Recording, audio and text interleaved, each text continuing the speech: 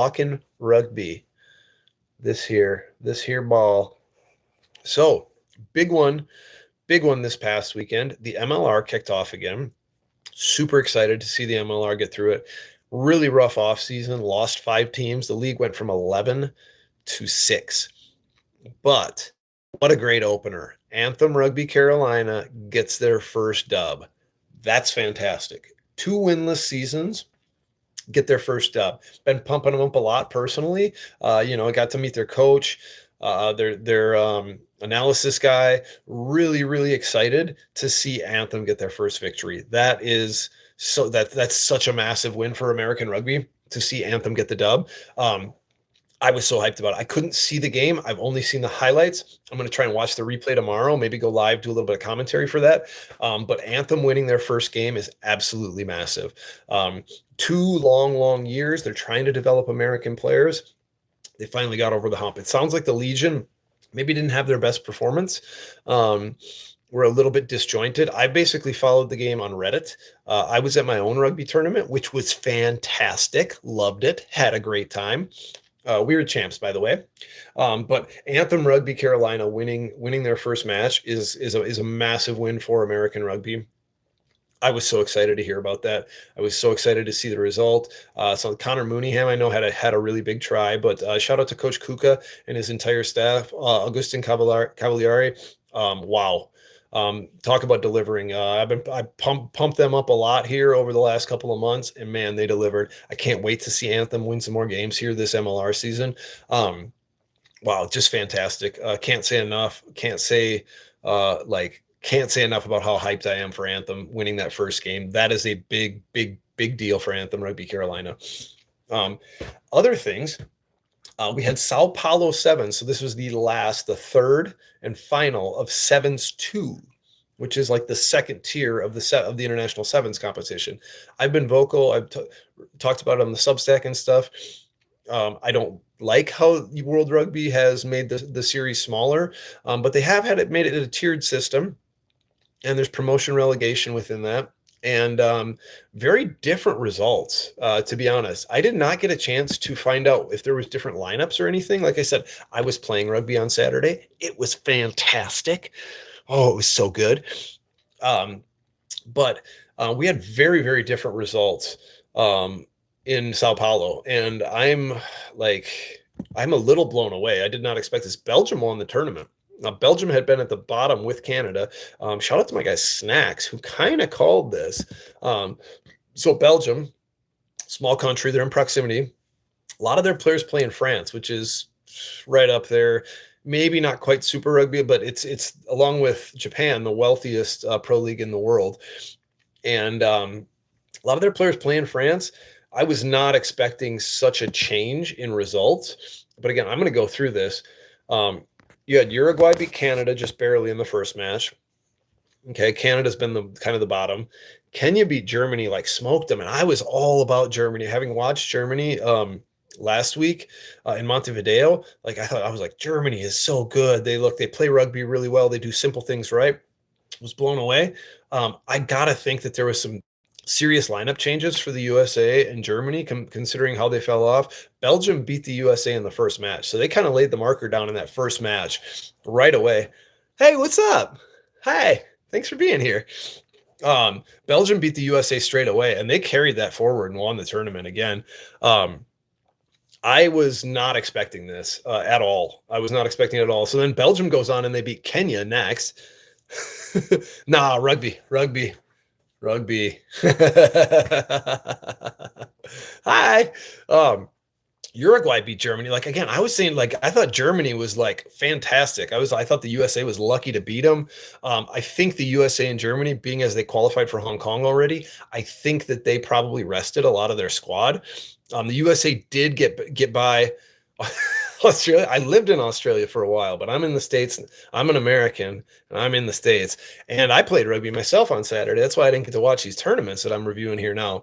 But the USA beat the Canucks, thank goodness. We got to. Kenya, no, that's a women's side of things. Belgium beat Kenya second time around. So, Belgium, again, a bunch of their guys play in France. Uruguay beat Germany. Third round, Belgium beat Germany.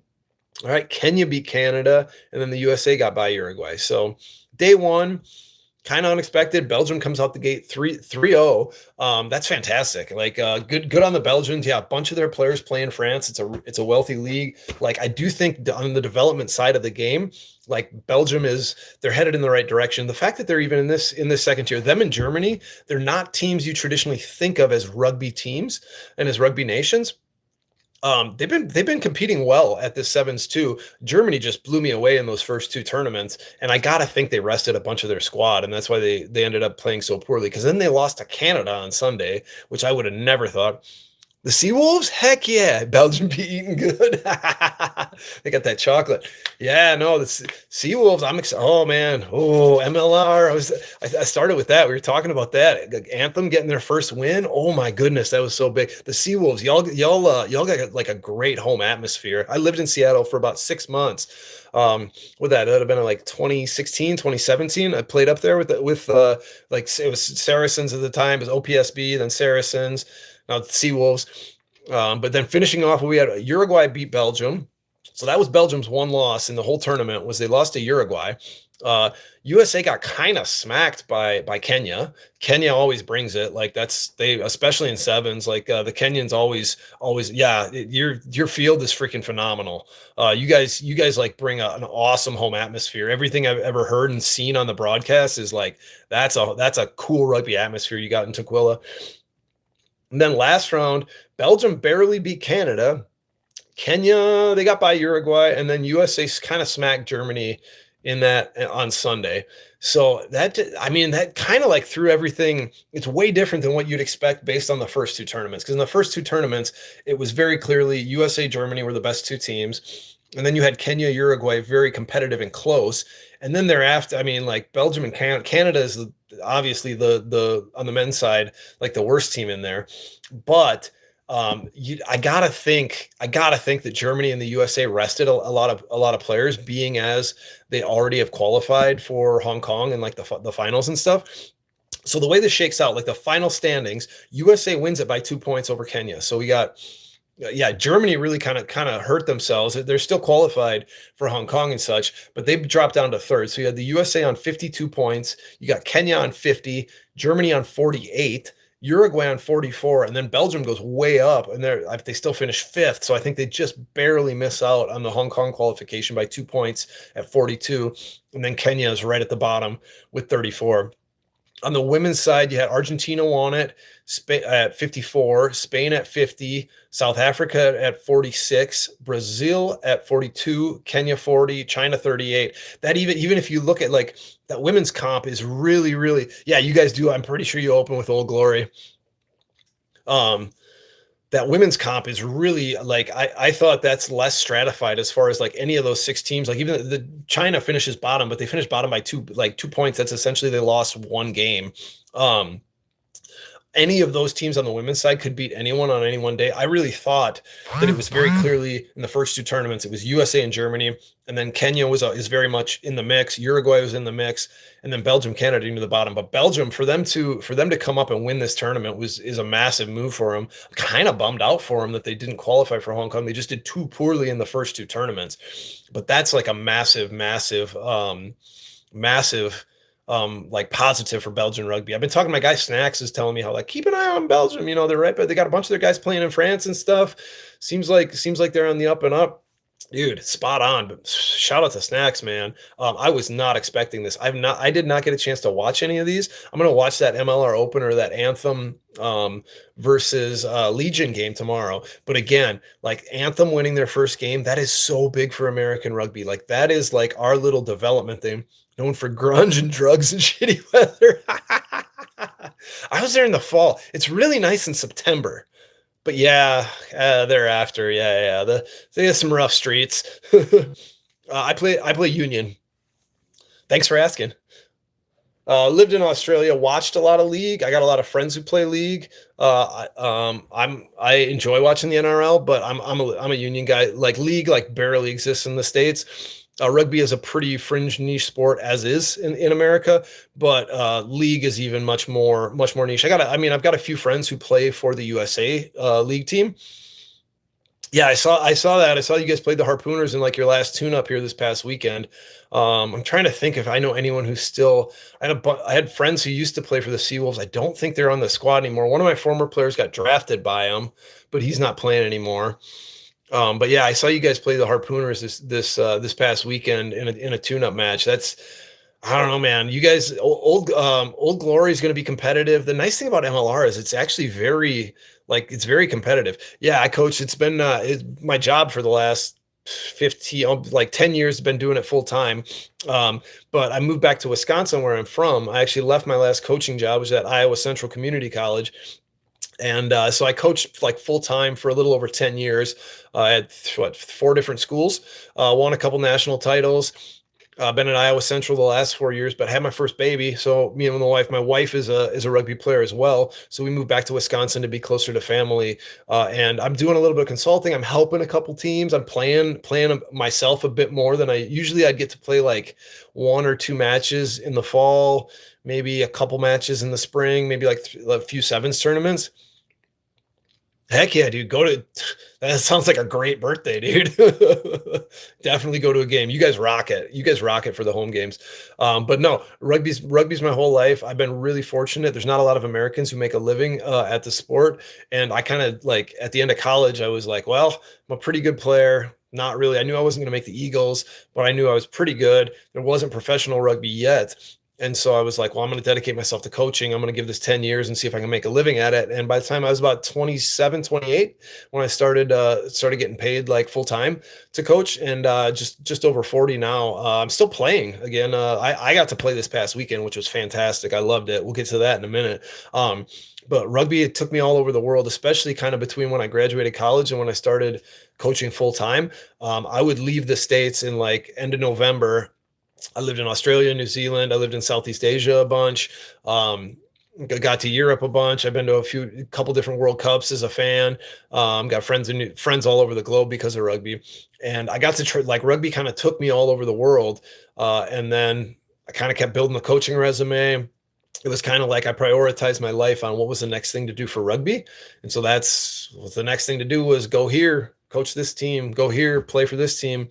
Right, actually, when I ended up in Seattle was right before I got my first full-time coaching gig to prep for DHL Stormers. Yeah, did you that was you guys were over there for preseason, right? I thought I saw that. Yeah, Seawolves spent like a week there, and you guys played, I think like you played their second team or something, like their dev team. Um so no, rugby. I mean, rugby has been my whole life. It's taken me everywhere. I met my wife through rugby. We've gone to a lot of different places. We've gone and played in tournaments together around the globe. It's been a fantastic journey, and I love it. And it's been this kind of starting the channel has been my opportunity to like stay fully connected. Being as I'm not coaching full time anymore, kind of by choice. I was like, well, so I've been having people tell me for years, like, hey, you should start a YouTube channel. And I got a lot of coaches and players who like call me, message me all the time, like, hey, this is what I'm seeing at practice. What do I do to get better to fix this or get better at this? And so I was like, okay, fine, I'll start a channel. But I guess we'll come around to playing this past weekend. So we had a TENS tournament in Iowa. So throughout my career, my first coaching job was in Iowa. I moved away down to St. Louis for another coaching job, but I'd started playing with the Bremer County Bucks up there. I'd coached against them. I coached a men's club in Madison, Wisconsin, and Bremer County was in our league, and I always like respected them. They were tough. They were cool dudes. They were fun to drink beer with after the game, but I always respected the way they played. And so I was like, randomly, I'm living in Iowa for a while. I'm like, I'm gonna play with those guys, and they've been my guys ever since. So I moved down to St. Louis. Played one season with a club down there, but then I'd like drive up to Iowa to play. And now I'm in Wisconsin. And I'll still like on a Saturday, I drive to Iowa and I play rugby in Iowa because those are my boys. So it was a TENS tournament actually in, what was it, Festina, Iowa? This is like a town of like 500 people. It's absolutely tiny. But it was a friggin' blast. So it was hosted by the Northeast Iowa Barbarians, who they're out of Decorah, which is like 12, 15 minutes away, like a little north of Festina. But Festina, they used to have a club called Turkey River Rugby Club. And they had their 50th anniversary celebration. So they haven't existed for about 20 years now, but they still got this great collection of old boys, all these dudes who played rugby for like 20 years there in this tiny little town in Northeast Iowa. And so they kind of combine Northeast Iowa, the team in Decorah. They do this tens tournament every other year. And they're like, oh, you got your 50th anniversary. Let's do it together. And so that's what happened. And it was fantastic. Had a blast, kind of a small pitch. It was right next to a church. There was a church on one side. There's like families, like backyards on two other sides of the pitch. And then there's a bar on the other side of the pitch. Body frame, do I think is made to? Oh, yeah. I know Chris Farley played at Marquette in Tommy Boy. He's actually he's wearing his Marquette rugby coat in the movie. That's his actual Marquette rugby coat. And Marquette rugby, I mean, I played against them a bunch in college because I was at UW Eau Claire, and they still they're like, yeah, Chris Farley, he played for us. He's our boy. What body type though? Frame? I think in 15s union, if you're talking rugby union and 15s, I don't think there's an ideal body frame. Like generally speaking, it helps to either be big or fast, or if you're both, you hit the jackpot. But the nice thing I think about 15s rugby is that any body type can find a place on the pitch. Like we had two guys playing for us this weekend. We're playing tens. We had two dudes who are 300 pounders, like big dudes. They're useful rugby players. They can handle the ball a little bit. They scrum well. They can draw and pass. They can make their tackles. I don't think there's an ideal, but I mean, if I was going to okay, in a perfect world, you'd be 6'4", 250 and really fast. But you'd be awkward at scrum half or fly half then too. So I don't know. I'm usually a halfback. I'm a scrum half, fly half. I mostly played scrum half this weekend, got a little bit of fly half action. We're really lucky with Bremer County. So we got this random Tongan dude who is this young lady from Waverly, Iowa, which is where the Bremer County Bucks are from. She went in Peace Corps to Tonga, ends up meeting her husband in Tonga, and he's got a bunch of relatives who are professional rugby players. I think he's got a relative or two who are capped for Tonga, and so then they get married in Tonga, and he moves back. So we get this random Tongan guy who's a wildly talented rugby player. Who just moves to Waverly, Iowa. So that's super helpful. And then on top of that, we got Aaron Matthews, who he was a finalist for the Scholes Award. He was one of the best college players in the country at St. Mary's a while back. And he married this Iowa girl who's from Badger, Iowa, which is just outside of Fort Dodge, where I was at Iowa Central Community College. So he was my fellow coach there for one semester. They moved to Atlanta. He finished his MLR career and kind of moved back to Iowa, coached with us a little bit. They moved to Atlanta, and now they moved back to Iowa again. So we got this random Tongan stud, and we got this former MLR player on our playing tens rugby in Festina, Iowa. It was fantastic. It's really nice as a scrum half when you can just pass the ball to this really talented Tongan at fly half, and then the center right next to him is a dude who played 3-4 MLR seasons and was one of the best college players in the country 6-7 years ago. It was fantastic. We had a blast. We went 4-0. We won the tournament. That was super fun. First match, I managed to score the first try of the tournament for our. No, I'm not gay. No, I have a wife and a baby, actually. I'm quite hetero. Thanks for asking, though.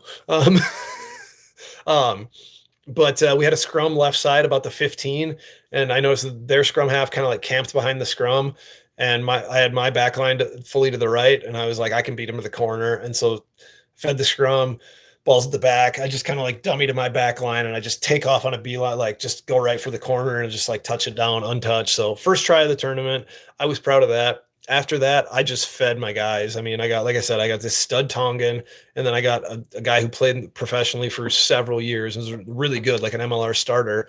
And so I just fed them and let them do their thing, and they did their thing. So in the third match, if I'm being personal and bragging, in the third match, so we're playing the host. So we beat first match was the Iowa City Ducks. We beat them by 4-ish tries or so. Second match, the Marion Mutants, who finished second. We figured it was going to be a tough game. I thought we controlled it well. We beat them pretty solidly. That was a really good performance, I think, as a team to win. And then the third one, we're playing Northeast Iowa Barbarians, so the host team. I know a bunch of their guys, taking a few of them on a rugby tour to Asia and stuff. Knew that was going to be a match. We control it really well. We're up by a few tries, like early second half. We got a ruck, like kind of like our attack stalls out, like in their 22, like right in front of the post. And it's like a slow ruck, and I just slide right. Short guys are always the strongest. Yeah, you're not wrong about that. Oftentimes, yeah, especially too like. Well, it depends if they got long arms. That's helpful. And they can pull on a deadlift. But yeah, no, strong. I would love. Hi there, Ape Dog X. I would say, oh man, my day, I'm having a great day, man. I'm having a great day. I'm sitting here talking rugby. Like life is good. Life is really good. But so there's like a slow ruck right in front of the post, and I just slide right behind the ruck, and I'm like, yeah, give me the ball, and I just drilled a drop goal. It was fantastic. Like this is 10 like social tens rugby. I'm out there kicking drop goals, and I like just slotted it. It was wide open. Ape GX kid. Oh, okay. All right, cool. Um, just slotted the drop goal, and it left my boot, and I like it's like, oh yeah, and I just turned around and like just like started jogging back to Scent Way. You know he's a YouTuber? No, don't know him. I might have to check him out though. Okay. No. Thanks, dude. Appreciate it. I'm just a guy who loves rugby, like talking about rugby, like teaching about rugby a little bit. Rugby's my life.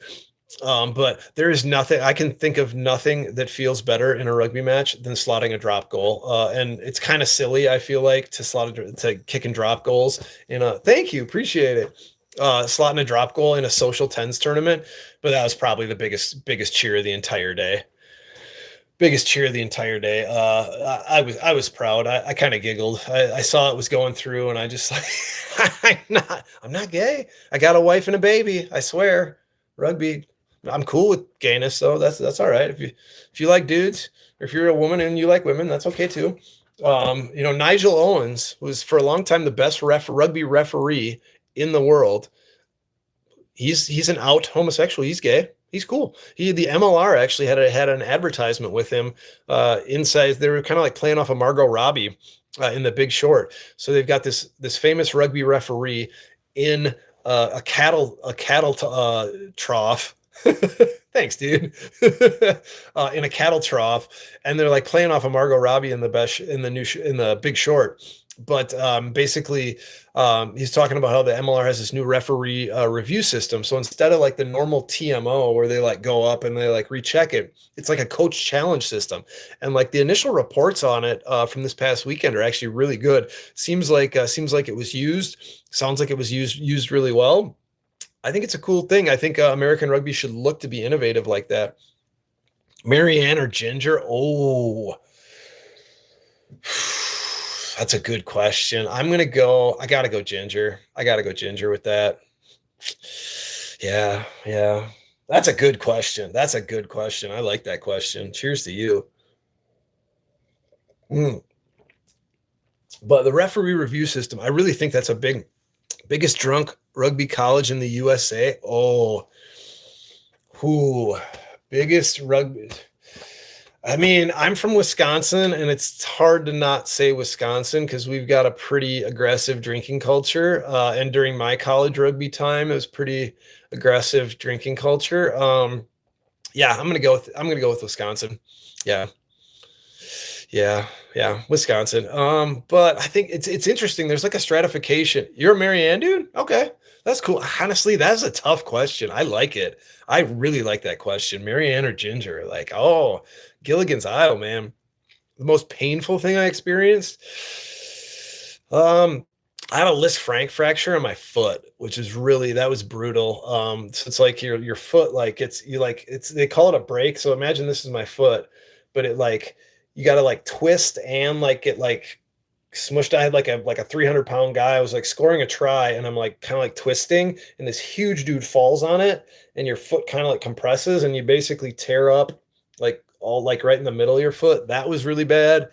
I've dislocated my shoulders a lot. I got like the left one I've had surgery on, and otherwise I broke my face. If I had to say the most painful, I would say the Lisc Frank injury in my left foot, but shoulder dislocations suck, and I'm like breaking both sides of my face. So like this side of my face is all steel basically. I got steel that goes like all the way here and then back to my ear.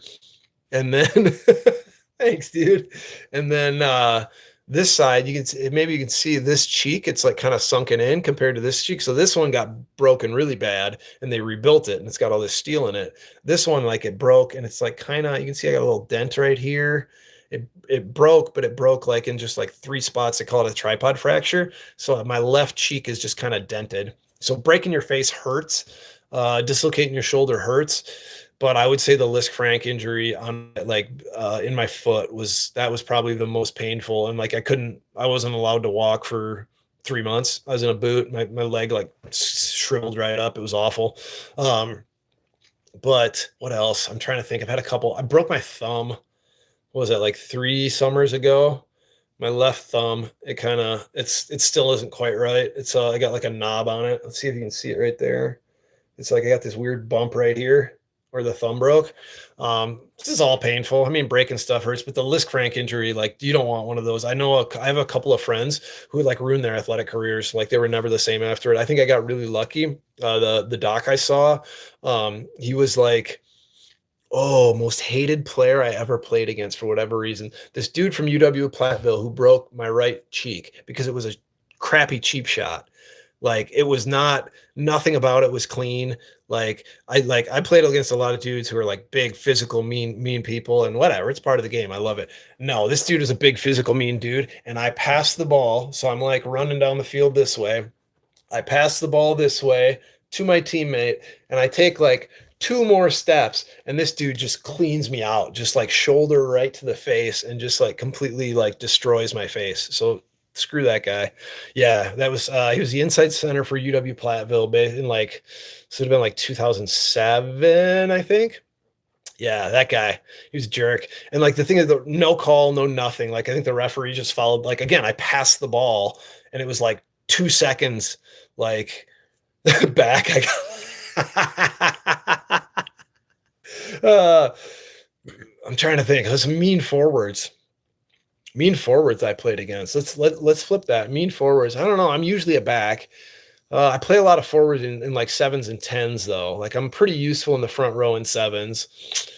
Meanest player, like for whatever reason, Iowa Falls has this guy he's just an angry fella, but he's a back too. He's a scrum half. He's like a chirpy scrum half. That's pretty.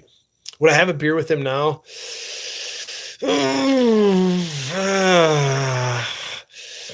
If he came up to me and was like, "Hey man, I'm sorry about that time where I cheap shotted you in college and busted your face," then I would. But I would not go up to him. I would have a beer with him if he came to me and apologized for that really cheap dirty shot. Then I would, but only then. But the thing of it was, it happened like at the start of the second half. I didn't even realize. I just thought I got like a little bit concussed or whatever, and I was going to have a shiner. So strongest guy I ever met other than myself. I don't know. I got some friends who power lift quite a bit. I'm going to say rugby people I know. I've had a couple teammates who squat 600 pounds. Like that's pretty impressive. Those are strong dudes. Yeah, I've had a few different teammates that I've played with who can squat 600 plus pounds. Those I had one of my former players who played in the MLR for a couple years with the SaberCats. He was a short, stocky guy. He was a front rower. He could play all 3 front row positions. In general, I met Ronnie Coleman back when he was Mr. Olympia, so probably him. Yeah, probably Ronnie Coleman. Yeah, no, Pat Donovan was his name. He's a police officer in Colorado Springs now, but he played for a few years for the SaberCats, started some games for him, was in the 23 a lot. And he was like, you wouldn't think much, but he's probably 5'9", like 260, 270. Kid was like a coach's dream, like just a great dude. And like always did all the little things right, hardworking, like strong as an ox, super soft spoken, had all the skills on a rugby field, could do all sorts of as they say, the dark arts in the front row, could like, manipulate his opposite at either prop position. If you're in a Mr. Beast challenge, what do you think it'd be about? If I was in a Mr. Beast challenge, I think it would be,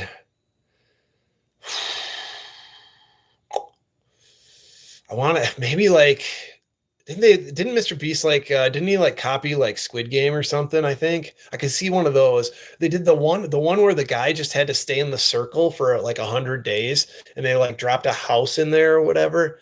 That would be I would kill at that. I would kill at that. Like a fully style. All I got to do is stay in this little area for a while. Like I like my space and I'm from the country, but I'll tell you what, if you give me like a basic challenge, like no, just this is and I'm taken care of. Oh, that'd be easy.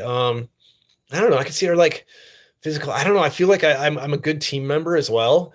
So if there was like a team based one or kind of, yeah, one of those like Squid Game elimination sort of things, I think I could do, I think I could be pretty successful. I think I could eat anything, like anything. I would have no issue, like any fear factor, weird stuff. What would you, for like, what do you think the money would be? In a Mr. Beast challenge, I think it'd be $500,000. Yeah. Yeah. 500,000 or 1 million. Yeah, he puts up some pretty legit cash prizes, I would say. If it was anything, eating anything, I think yeah, lots of them. Yep. Yep, definitely. Yep. Lots of them. I would say if you find a rugby team, I'd say, 30-40% of them. Yep, definitely. There's always that contingent on a team. They always practice is over or after the game or whatever. They go off, behind the training shed or whatever and have a circle. Yeah, that's that's pretty standard. I've never been on a rugby team where there wasn't some guys who like to smoke. That's pretty normal. Fastest I've ever ran, about a 4.940. I'm fastish, but not fast. Like a 4.940. I could probably do 100 meters in like 13 seconds or something. I'm not particularly fast. I've coached a lot of dudes who are really fast. I've coached a lot of guys who are like 4.5, 4.40s, like 11-second 100 meters. Yeah, I've had two for sure who I know are like sub 11-second. I had one guy who I know in I think in high school ran like a 10.5 100-meter dash. I played against Perry Baker. He was so fast. Why you did? Can I tell the story? Oh no, I mean, it was just like because with coaching and stuff, we'll time everyone, and so we like set up gates, and so even as a coach, like I would run it too. I keep myself in pretty good shape, and so I would like we'd at the start of the season and stuff, we'd have the players do their 40-yard dash, we'd have them do 100, we'd have them do fitness testing and stuff. I would always do a round in that, so that's how I know. So like, yeah, a couple, I don't know, maybe like 5 or 6 years ago, I ran like a 4.940 for sure. I can run I'm probably better. I'm a little bit better distance guy. I can run a Bronco. I've done Broncos like right around 5. I don't know if I've ever broken 5 in a Bronco, but 5 minutes, but like I'm never much over 5. I feel like I've been in the 450s in Broncos before, which a Bronco is like 20 and back, 40 back, 60 back, and you do that 5 times. It's a real standard rugby fitness test. I would say I'm better at like kind of some of those distance fitness stuff than I'm quick. Yeah, I'm like kind of fast, but I wouldn't say I'm fast. I don't know. We were just testing, and if I'm going to make the players do it, I'll do it myself. I always like to do that. I think the players like it too because they want to see where they measure up against coach. So that's always fun. Yeah, no, it's always important. I think it's important as a coach to like see where everyone is. It adds some competitiveness. You can find out, hey, okay, we think he's fast. He's pretty fast. He's pretty fast. Okay, who is the fastest? And then a lot of times what we'd do is we'd have the guys, like the top couple, we'd do races. So let's say like got a team of 50 guys. We'd have like the top 8. If we ran 40s, we'd have like the top 8, and then we'd have them do like an elimination tournament where like one-on-one races. So then we'd have like 1 versus 8 and 2 versus 7 and stuff like that. And we do it with like an elimination tournament to find out, okay, like, so you had the fastest number, all 8 of you are like the fastest, 10% of the team. And so then we would always, we'd have them like compete one-on-one. Best meal a rugby player ever cooked for me. English breakfast. An English breakfast. Yeah.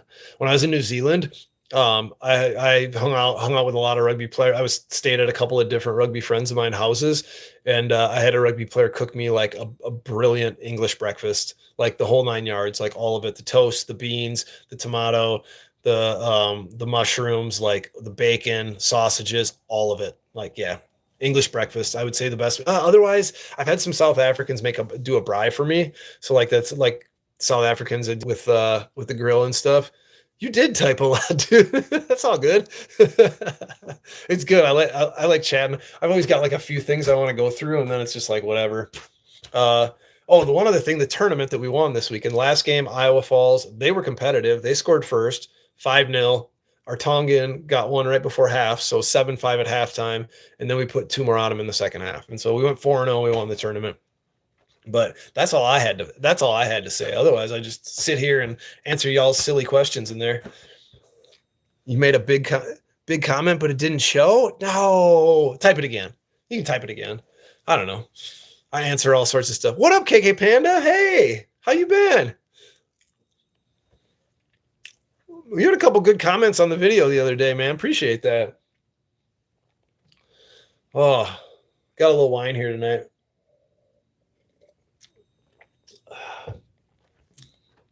But yeah, no, that's a good rugby day. MLR's on, Anthem won. The rest of the league kicks off next weekend. Bremer County Bucks won the tournament. Oh yeah, ALS, Lou Gehrig's. Yeah, it's a big deal. Big deal in the rugby community right now for sure. Yeah, no, it's scary stuff. You got a lot of ex-rugby players that are getting ALS. Yeah.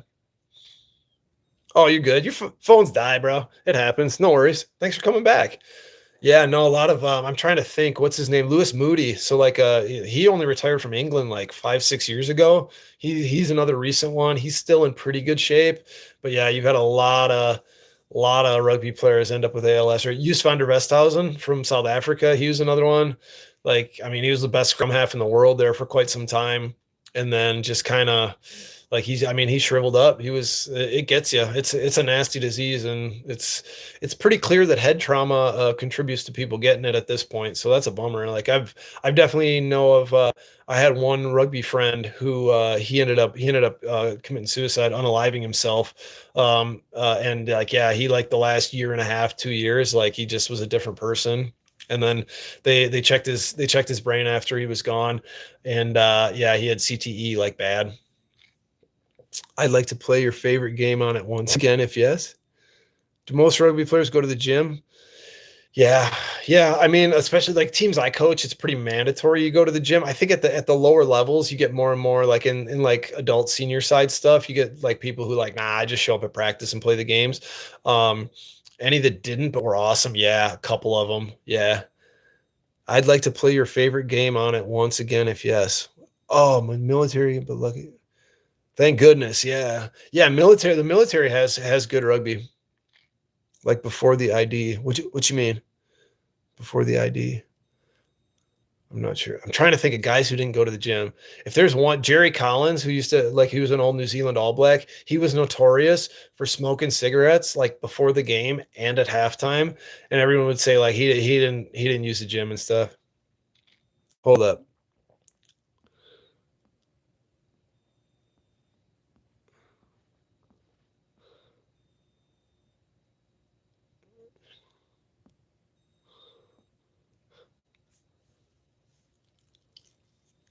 Not sure. I'm not seeing it. Like I'd like to play before the ID. Like to play in the KK. Hold up. Let me see what we can do.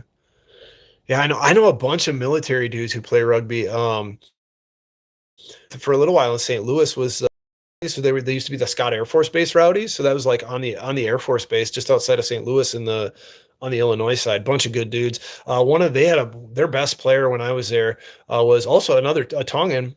He's still in the Air Force. I think he's on the All Air Force team actually. Can you please scroll up and look at my comment when you get a chance? Yeah, hold up.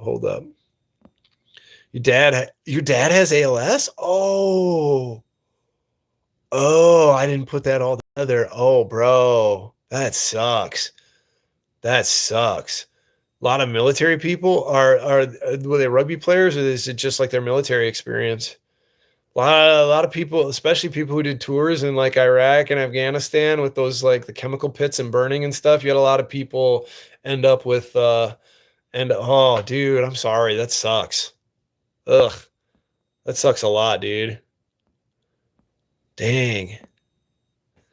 What's the shadiest country I've ever been to? Ooh, Cambodia.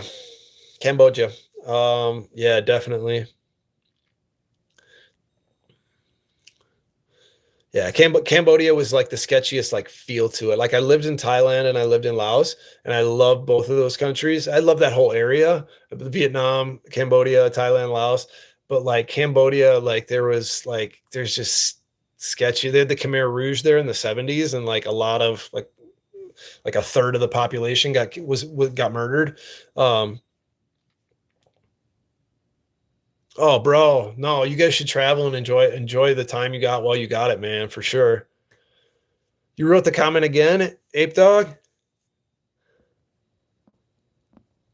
No, you should enjoy traveling the world. I feel like I'm super blessed that I got to travel the world like when I was in my 20s and I loved it. For me, yeah, I spent a lot of time in Southeast Asia. Cambodia, I would say was like where I had like the most sketchy experiences, and you can just tell that like something bad happened there like not that long ago. My girlfriend at the time got her purse snatched. I had a friend who died there in kind of like really weird circumstances. So that's kind of like colors my feelings about Cambodia. Dang. Ooh, that sucks, my man. Yeah, enjoy the time you got and enjoy the travel. And the world's a big, beautiful place. I feel like I'm from a tiny town in the middle of nowhere, Wisconsin, and I feel like I'm super, super blessed that I've gotten to go travel the world, mostly because of this ball right here. So it's been good. It's been good. Ape Dog, I'm trying to find this comment. You said comment is back. Hold up. Man, there's a lot. We got a lot going on. Mr. B. No, we talked about Mr. Beast, strongest dude. I said it was Ronnie Coleman. I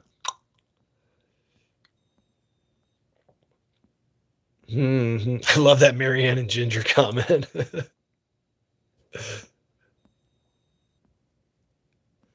Oh, Chris Farley, man, that's so good. Oh, so good. Yeah, I don't know, dude. I'm not sure. I'm not sure. Oh, it's about Roblox? I don't know. I don't know Roblox. For real. Don't know it. Oh, you're homeschooled, so you get to travel? Nice. Yeah, that I actually I've had a lot of I've had a couple of my friends who they're like, no, we're taking the kids, like we're getting in the van, we're gonna take it. We got school. That's awesome. Who can take that time and who are willing to do that for you. That's freaking cool. I don't know anything about Roblox for real. I wish. I've been asked that a number of times, but no, it's before my time. Haven't gotten into it. Can't say I won't. NFL, oh, rugby players, of course. I gotta say that. Thank you. I appreciate it, man. It's been fun chatting with you. Definitely rugby players, Reverend Lowe. Definitely rugby players, not even close. NFL players, they stop like one play. It's like 4 or 5 seconds. Okay, let's go talk about it. 30, 45 seconds. And then they go back. And then, like, no, it's rugby players all day long.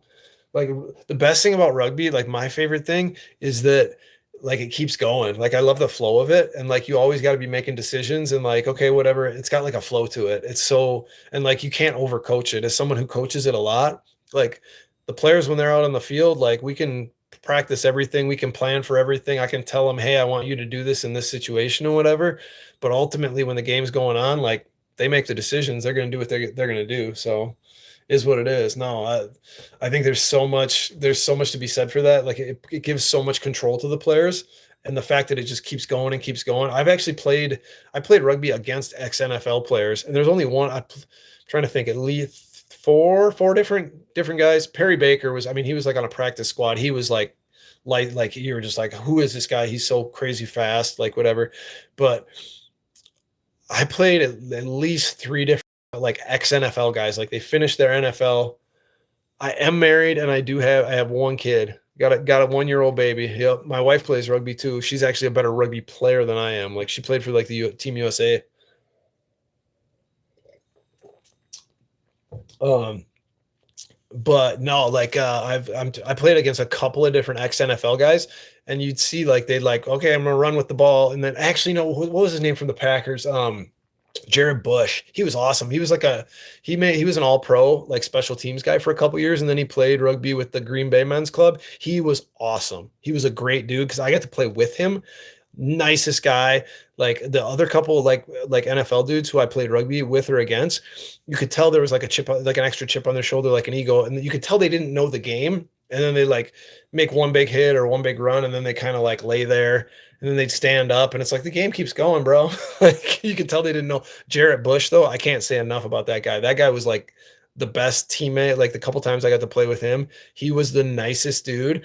And he was like, actually, it was like he like understood that I understood the game. So I'd be like, hey, bro, yeah, you go over there. Okay, cool. And then I'd like, okay, I draw, and then I give it to the NFL player, and then he cooks. And he wasn't trying to do too much. He wasn't nothing. He was coachable. He'd listen to me, and then that would allow me to make him look good, and vice versa. So uh, I got to get going, y'all. It's been super fun. I got an early morning. I love all the comments and stuff. Hey, yeah, KK Panda, bro. Stay safe. Take care of your dad. Enjoy the travel. Ape Dog, I like you, dude. You're good stuff. Revlo, you've been consistent, man. I appreciate that. But yeah, definitely rugby players. Definitely rugby players are tougher. All right. Y'all have a good night. Talking rugby every Monday night, same time. Always here. Peace, y'all. Love your people.